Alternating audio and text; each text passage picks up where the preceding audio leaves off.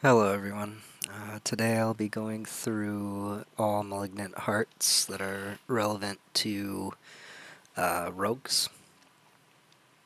Um, for the general Malignant hearts, there will be the Bacana, critical strikes electrically charge the enemy for up to 2.5 seconds, causing lightning to arc between them and any other charged enemies, dealing 68 to 136 lightning damage.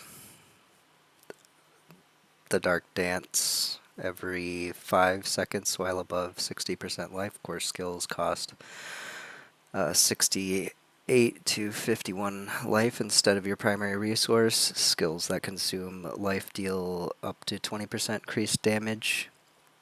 Tempting Fate. You gain 40 to 60 critical strike damage, but your non-critical strikes deal 20 to 15% less damage. I think this one is going to be one of your main hearts that you'll be using.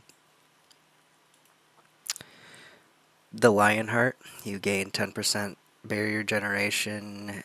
You heal 3 to 7 life per second while you have an active barrier. Revenge, 10 to 20% of incoming damage is instead suppressed when you use a subterfuge skill. All suppressed damage is amplified by 250% and explodes, dealing up to 2,400 fire damage to nearby enemies. I think if you're having trouble surviving, this will be a main one as well. Prudent Heart, you become immune for 2 to 4 seconds after you lose more than 20% health in a single hit. This effect can only occur once every 110 seconds. I don't think that will be used. Determination, resource draining effects are 40 to 50% less effective. In addition, you gain up to 8% increased resource generation. I don't know if this is resource draining effects from like nightmare dungeons when you're attacked by ranged monsters. There's like a 16% chance to reduce your energy.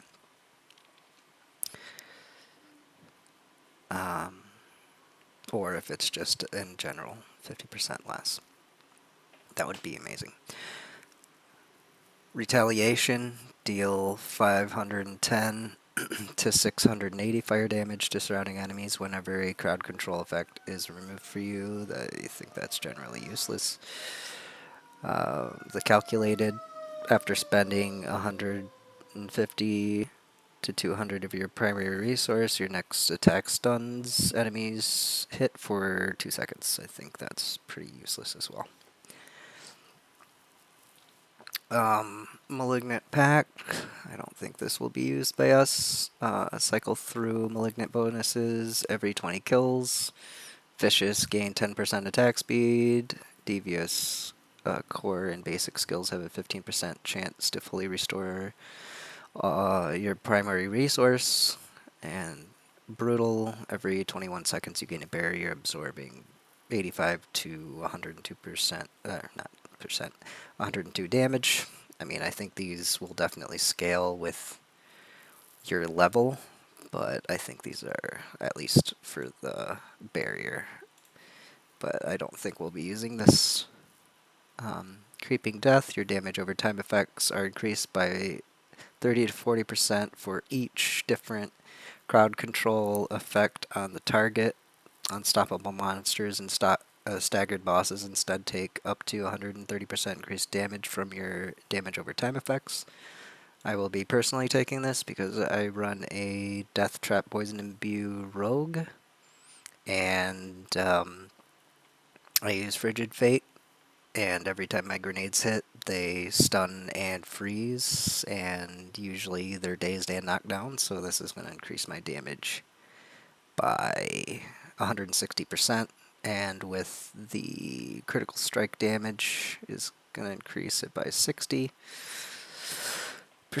So that's going to be a huge multiplier, so I will be definitely taking Tempting Fate and Creeping Death. The Barber critical strikes and all subsequent damage within 4 seconds is absorbed by your target, and then the absorbed damage erupts into surrounding enemies. Stored damage is increased by 10% per second. I will also be taking this one because that is a massive burst of damage. I think it's going to account for your damage over time as well. Rogue specific cluster munitions. Lucky hit, you have up to a 20% chance to launch 3 stun grenades that deal 26 to 32 physical damage and stun enemies for a half a second. I don't think I'll be taking this because my death traps, well, my traps in general have a 25% chance to drop stun grenades, which will be freezing them, but if you're not using a death trap build and want to apply freeze with your build, you can take this. I'm sure it would be just as good, although they won't be clumped up together with death traps, so it's going to be a little bit more spread out. Trickery, when you use a subterfuge skill, leave behind an unstable shadow decoy trap that taunts enemies. The shadow decoy trap will explode after 6 seconds, dealing up to 1020 shadow damage, and this cannot occur more than once every 5 seconds. I think these are going to be mainly used for ranged builds. Specifically, I would assume penetrating shot builds are going to benefit from this a ton. The clip shot, lucky hit, up to 20 to 40% chance for your cutthroat skills to slow by 40% for 3 seconds, and your marksman skills to knock back enemies. I think this is going to be generally useless and not taken. The Vile Apothecary, sorry. Your attacks have a up to 15% chance to apply all imbuement effects at up to 15% normal potency. I'm not sure people will be taking that, but I think it'd be okay. So all in all, your damage is going to go through the roof if you're running a death trap build or a penetrating shot build. And if you use subterfuge skills, like leaving behind the shadow decoy, is going to be amazing for clearing high tier dungeons,